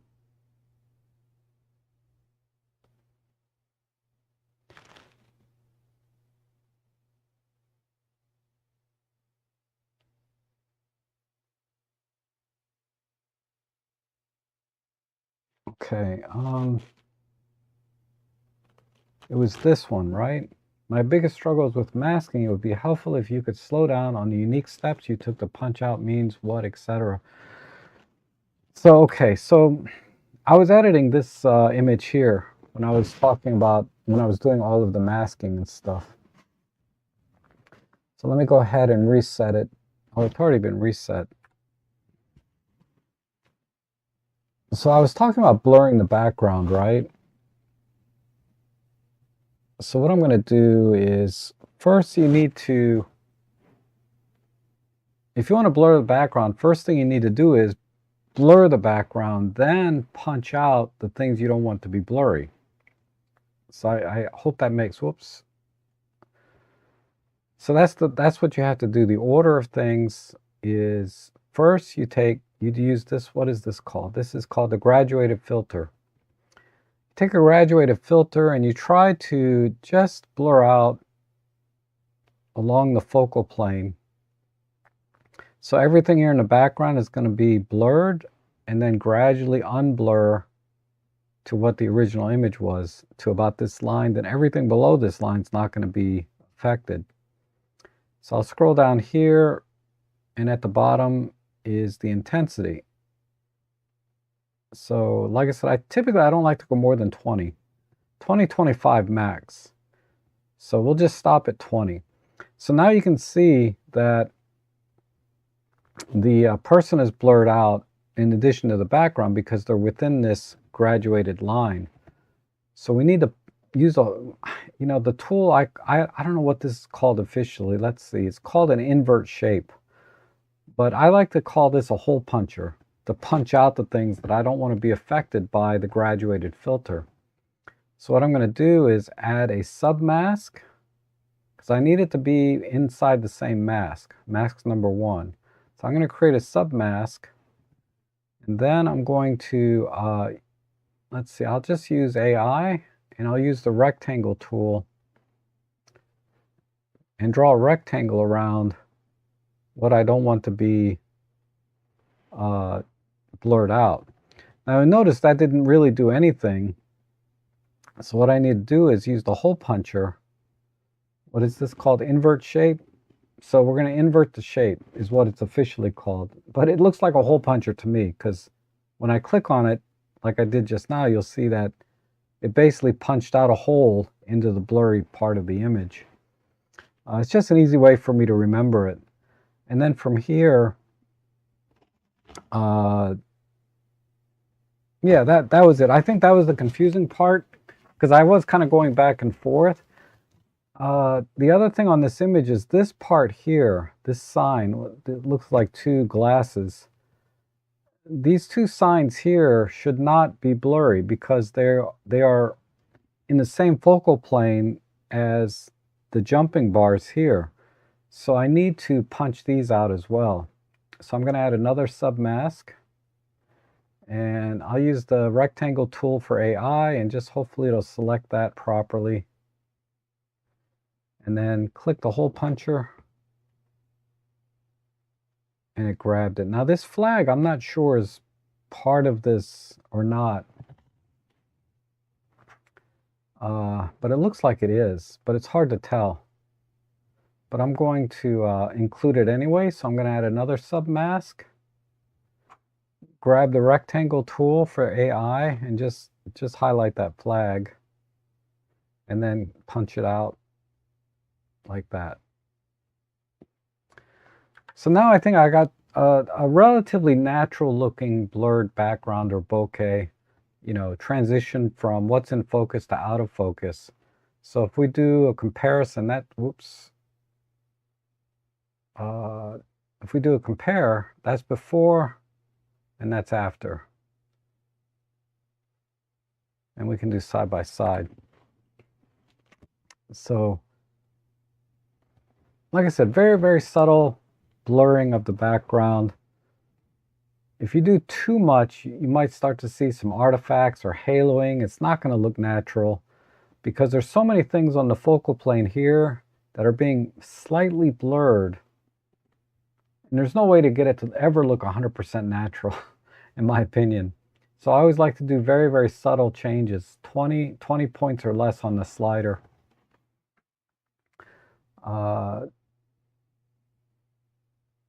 Maybe do a split view like that.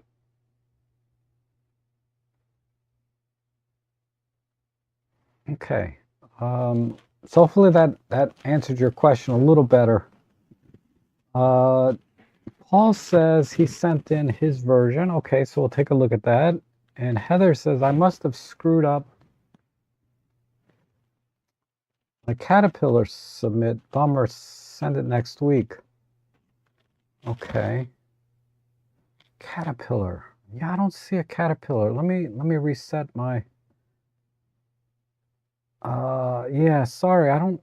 Oh wait, there's a cat. What is this? Hold on. I don't know how I missed it. There's a caterpillar. I got it. Sorry, I missed that. I don't know how I missed that. I jumped right over it. But let's take a quick look at Paul's edit. And then I'll edit your caterpillar. So let me pull up.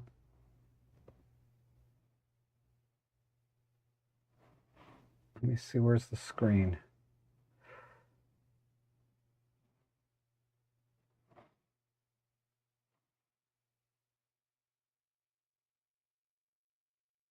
Ah. Okay, so this is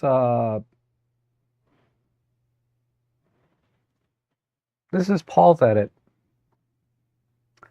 Very similar. Again, same crop, except you kept a little bit of this in the foreground and you stayed with color, but you got rid of most of what was over here like I did. So yeah, again, we had very similar edits. Convert that to black and white and it'll look almost identical to mine, I think. And then this is Fabio sent one in. Fabio, if you're here, I'll be happy to edit it for you. Otherwise, I can do it next week. But I'll go ahead and download it.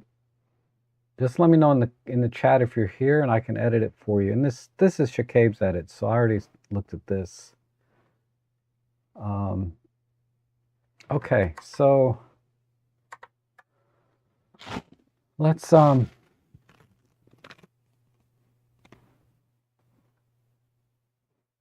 edit this caterpillar. So apply basic preset. And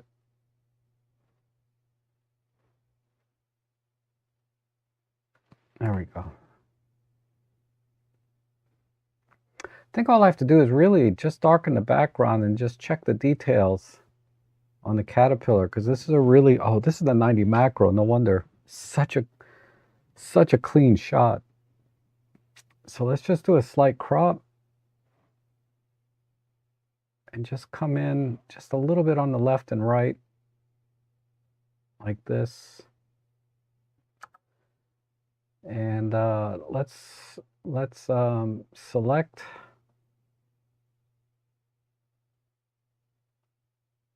I guess we can just select the background and just darken it a little bit. Pull the blacks in, then maybe add some color back in like that. Okay.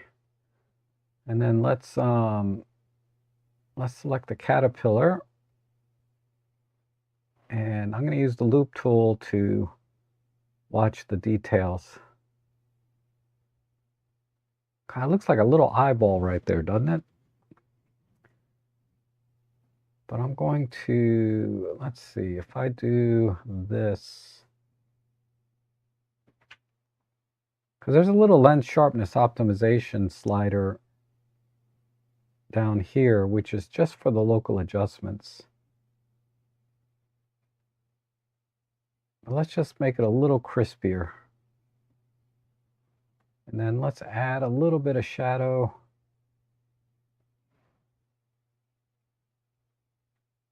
Maybe a little more. Add a little vibrancy. I'm going to push the reds and oranges a bit.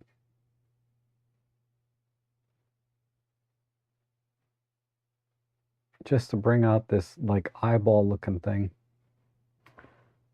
All right, let's see. So nice red pop here. A little bit of pop on each of the little eyelets here. We have a little bit of a warm glow on the edges. So what I might do is just go to the global colors. And let's pick a little bit of the yellows and oranges and just saturate those.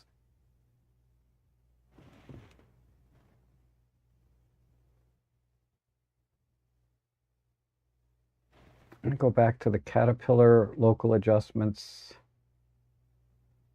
Just gonna give it a little push. A little bit of micro contrast. All right, let's export that. I think that's all that needs. Maybe a little bit of a vignette, but I think we're okay. Actually, a slightly more crop because the reds over there are a little distracting. Yeah, that's a better crop. Let's do that. All right, so we'll wait for that to finish exporting, which there it is.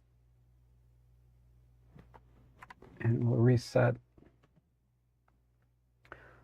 All right, so here's the original on the right and my edit on the left. I mean, there's a lot of green in there. So I really pushed the yellows and reds, right, to bring those out, just to get a little bit of contrast in color, because it's just a little bit flat over here, right? And then a little bit of a crop. So let's use the split view and really compare the details. Yeah, I think that came out amazing, considering, right? Because, you know, raw images are always going to have a tiny bit of softness, a little bit of less contrast and saturation. That's what raw images are. They're designed, you know, they are made to be edited. They exist to be edited. Anyway, I didn't articulate that too well, but I think this came out great. Really nice detail here. Again, pushing the reds and oranges brought out the browns on these little spots here. And then all the fine details, of course. So, okay, I didn't see a note from Fabio, so I will edit your image next week. But as always, thanks everyone for sending your images in for me to edit today. It's always a lot of fun. Hopefully you got a few ideas and like the edits that I did. And I will be back, gosh, tomorrow, Sunday, for a normal photo chat live stream where I'll, you know, do open Q&A. Maybe we'll talk about something. I don't know. I'll show you some images I took this week. And I'll be back again next week, Friday, to do another photo editing session. So thanks again for joining me today. Have a great rest of your weekend. Great day. Great week, great life, all of that stuff. Eat healthy, exercise, and I hope to see you guys again soon.